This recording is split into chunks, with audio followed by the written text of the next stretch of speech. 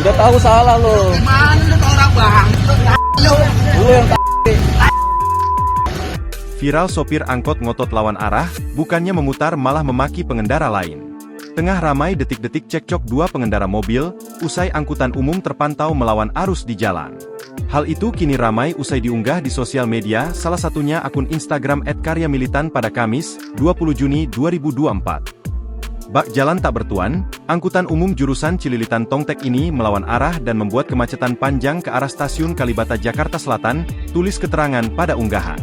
Pada unggahan, nampak perekam video menyorot momen saat dua pengendara mobil terlibat cekcok di jalan.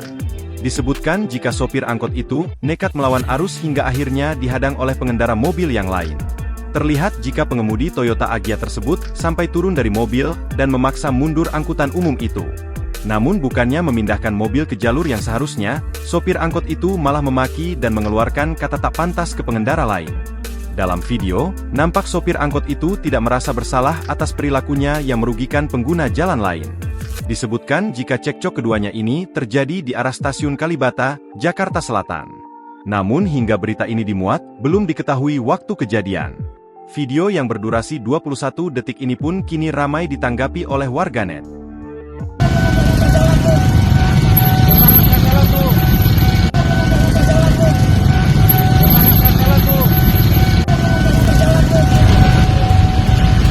tahu salah lo. Udah tahu salah lo. Mana lu orang bang? Lu yang Download Tribun X sekarang, menghadirkan lokal menjadi Indonesia.